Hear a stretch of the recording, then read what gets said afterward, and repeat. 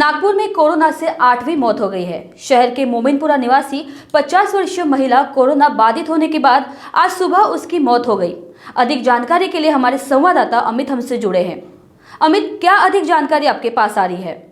जी रिंकू जी, सबसे पहले आपको बता दें कि नागपुर में ये 8वीं मौत है और ये महिला जो है वो मोइनपुरा निवासी थी। 50 वर्ष की महिला थी और ये कैंसर के 3rd स्टेज पर थी और उसे कल रात को जो है मेयो अस्पताल में भर्ती कराया गया था। 3rd स्टेज पर थी और हालत काफ़ी क्रिटिकल थी। उसके बाद उन्हें अस्पताल में भर्ती किया गया था और आज सुबह उनकी रिपोर्ट पॉजिटिव आई और आज सुबह ही उनकी मौत हो गई है। अब इसे आप कैंसर से मौत कह लीजिए या फिर कोरोना से मौत कह लीजिए, लेकिन हम इसे काउंट कोरोना के मौत से ही करेंगे, क्योंकि एक ऐसा माना जाता है कि जब कोरोना आपको होता है या किसी मरीज़ को होता है तो वो हावी हो जाता है दूसरे जो उनके जो फ़िलहाल जो उनको जो मर्ज़ है उसके ऊपर हावी हो जाता है और उसी के कारण और जो पेशेंट है वो और सीरियस हो जाता है। उसी के तर्ज पर कुछ आज का जो वाक़या है वो हुआ है। उन्हें ये पता नहीं था, ये डायग्नोस नहीं था कि वो कोरोना पॉजिटिव थी। हालांकि वो उनके मौत के बाद ये पुष्टि हुई है कि उनका जो रिपोर्ट आया है वो कोरोना पॉजिटिव आया है और इसी के साथ नागपुर में जो है वो 8वीं मौत आज कोरोना से हुई है, ऐसा कह सकते हैं।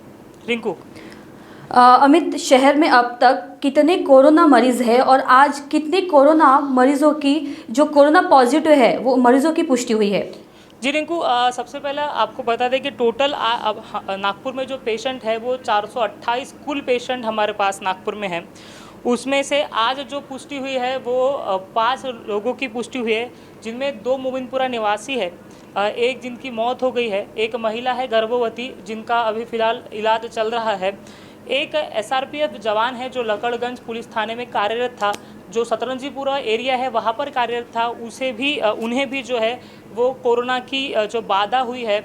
और आज अभी जो शाम को जो अपडेट आ रही है तो उसके हिसाब से एक हिरवी नगर का निवासी है जिन्हें कोरोना की लागन हुई है। साथ ही सिरसपेट का एक निवासी है। ये दोनों जो निवासी है जो अभी हमें अपडेट मिल रही है इसके हिसाब से ये दोनों मुंबई से रिटर्न आए थे, मुंबई से वापस आए थे और उनको होम क्वारंटाइन किया गया था, ऐसी जानकारी फ़िलहाल सामने आ रही है। और इन्हें मिलाकर नागपुर में आज जो है 5 कोरोना बाधित रुग्ण की पुष्टि हुई है। कुल मिलाकर नागपुर में 428 केसेस है, उनमें से 356 जो रुग्ण हैं डिस्चार्ज कर दिए गए हैं, तो 8 लोगों की मौत हो गई है। जी रिंकू, फिलहाल नागपुर में डिस्चार्ज होने की संख्या भी बढ़ी है, तो इसके बारे में क्या अधिक जानकारी सामने आ रही है? जी रिंकू जी, सबसे बड़ा सवाल जो आपने कहा है कि डिस्चार्ज की जो संख्या है वो बढ़ती जा रही है। हाँ जी, बिल्कुल बढ़ती जा रही है। आपको पता है कि केंद्र सरकार की नई गाइडलाइंस आई है कोरोना के संदर्भ में। उन्होंने ये कहा है कि 7वें, 8वें और 9वें दिन अगर कोरोना बाधित रुग्णों को किसी भी तरह का सिम्टम्स नहीं होगा तो उन्हें 10वें दिन डिस्चार्ज किया जा सकता है। उसी के तर्ज पर शहर में ऑलमोस्ट 200 लोगों को डिस्चार्ज कर दिया गया है जो कोरोना पॉजिटिव थे। आज फिर 15 लोगों को डिस्चार्ज किया गया था जो मोमिनपुरा निवासी है। ऐसे कुल मिलाकर नागपुर में 356 जो रुग्ण हैं उन्हें डिस्चार्ज किया गया है और 8 लोगों की मौत हो गई है। टोटल 428 का आंकड़ा है और हमारे पास अभी हम देखेंगे तो एक्टिव केसेस कितने हैं, तो मात्र 64 केसेस जो है वो फ़िलहाल नागपुर में पॉजिटिव पाए गए हैं, मतलब पॉजिटिव अभी फ़िलहाल में है।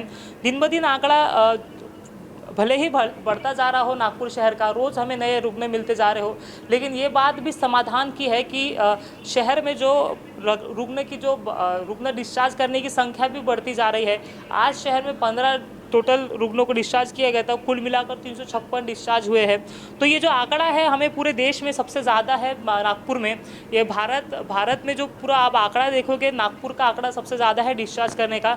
करीब 80% जो रुग्ण हैं वो डिस्चार्ज हुए हैं, तो वही मौत का आंकड़ा भी हमारा सबसे कम है।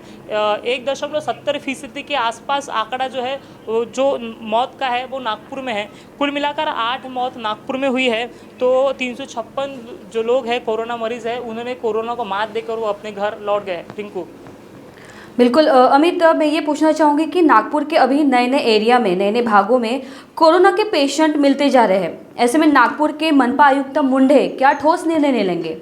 जी रिंकू, आपको पता होगा कि राज्य सरकार ने एक नई गाइडलाइंस दी थी 22 तारीख से जो लागू होने वाली थी। नागपुर को उसी के तर्ज पर ग्रीन जोन में या फिर रेड जोन से बाहर कर दिया गया था। लेकिन मनपा आयुक्त तुकाराम मुंडे जी ने उसे जो है वो रेड जोन के बारे में सवाल उठाया था और उन्होंने सरकार को अवगत किया था कि नागपुर में दिन ब दिन पेशेंट बढ़ते जा रहे हैं, तो आप उन्हें रेड जोन से बाहर ना निकालिए। और उसी के तर्ज पर नागपुर को फिलहाल रेड जोन में फिर वापस डाल दिया गया है।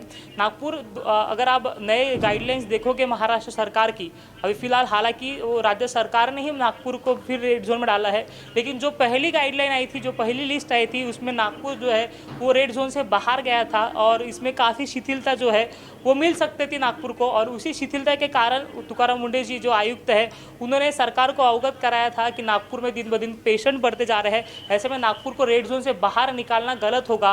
और उसी के बाद राज्य सरकार ने जो है वो निर्णय लिया कि फिर वापस नागपुर को उन्होंने रेड जोन में डाला है।